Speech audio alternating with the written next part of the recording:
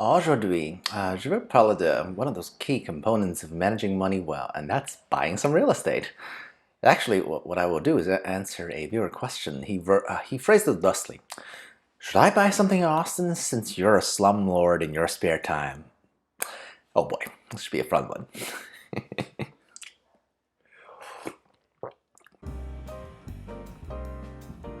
Yeah, XenPuck here. First of all, let me just clarify to my incredible audience that I am not, in fact, a slumlord. Okay, at the height of my real estate empire, I've always had a house to live in, and at most two other properties in two other states that I was renting out. Right, one is a tiny apartment in my hometown, which has a very high cost of living.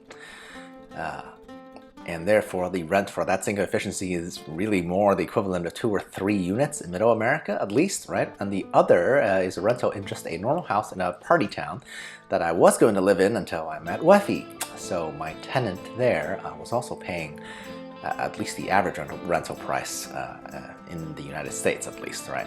Now normally I take the term slumlord as a joke, but since we are talking about real estate investing today, a slumlord is a real existing type of person here, right? And to be frank, I would never suggest anyone to go in that direction. So yeah, I have to make that clear.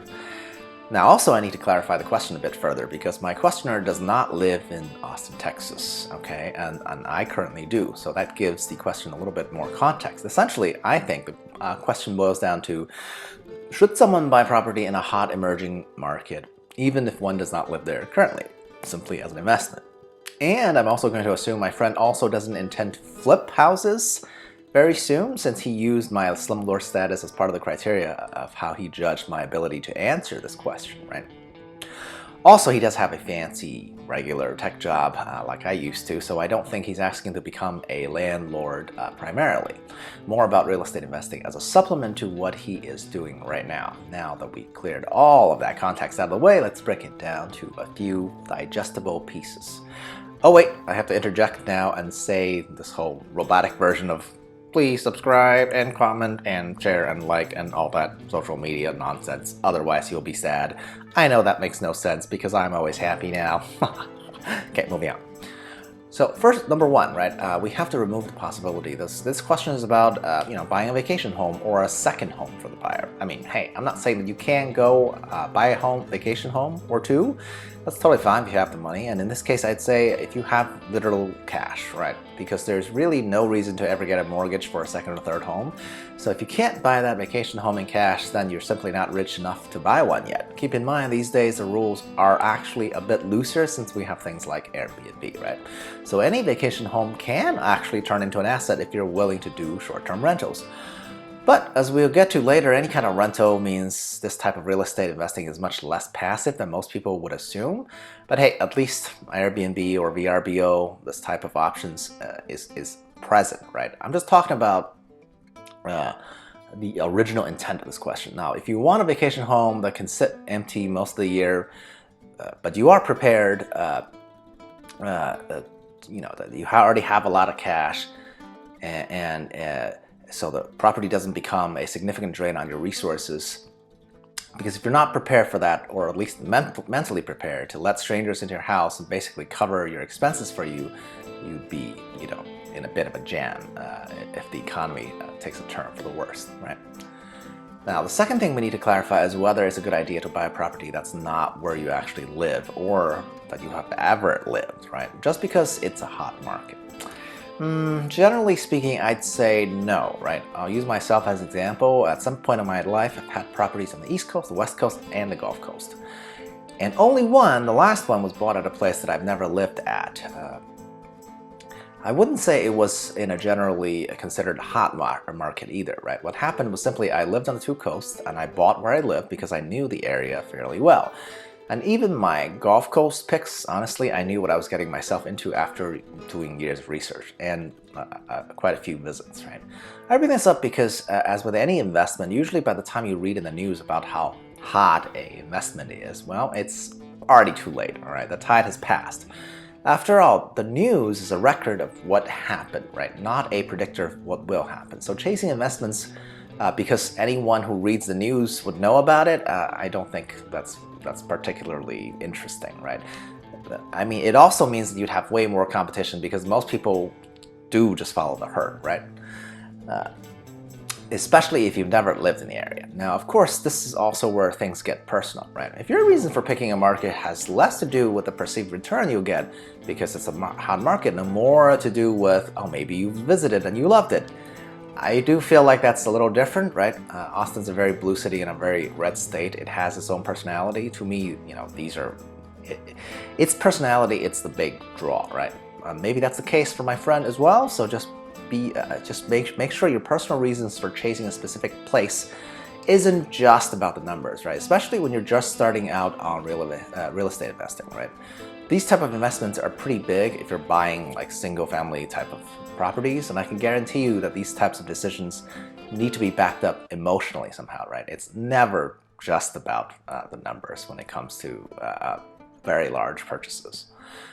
Okay, and finally, point number 3. Is it a good idea to buy in a place like Austin if you want to go the landlord route? Well, I'd say the answer actually depends on how much work you're willing to do, right? And what level of cash flow or lack thereof you can accept. Look, 5 years ago, I'd have thought, hey, being a landlord sounds great. I can buy houses that cash flow positive and, you know, rinse and repeat 20 times. I'd have enough passive income forever, right?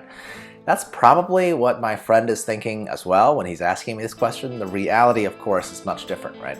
Renting out single-family units in a single market is like the opposite of diversification, right? Being a landlord is not passive, especially if it's your first foray into being a landlord. You can mitigate that somewhat by outsourcing to like a property management company, of course, but that usual 1% fee will definitely probably decrease your margins by 20%, if not more.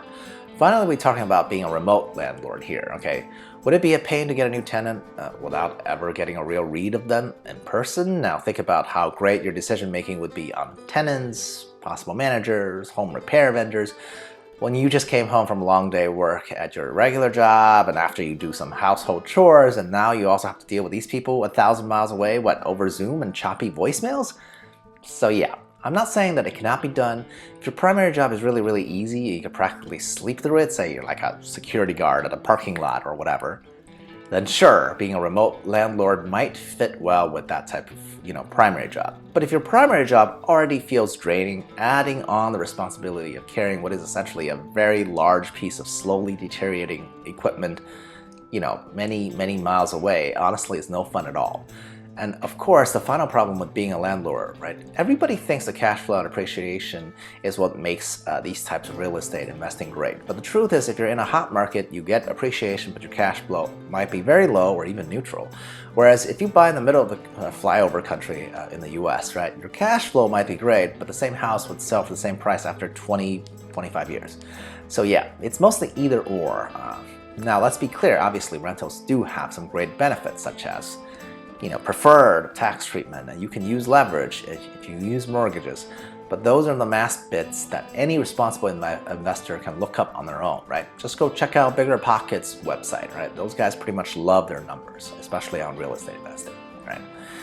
In conclusion, right, like, should my friend buy a house in Austin to rent out? Sure, if he knows why he's buying and can make the numbers work, and either allocates for management fees or don't need that liquidity that will be stuck in a property for the short to midterm. Absolutely. I mean, look, I like real estate, right? I've bought 4 before I turned 40. They serve as a general hedge against volatility of the stock market, which comparatively speaking these days isn't even that volatile. I mean, especially compared to stuff like crypto, right? I've bought and I've sold. I will do so again, I'm positive, you know, within the next 5 to 10 years. Personally, I don't think I'm at a place where I'd buy a vacation home that would only be used 2 or 3 months out of the year. And yet, I have, in a single instance, even bought in an area I've never lived in as well. So I can honestly give my opinions as I have, because I've been through these scenarios, right?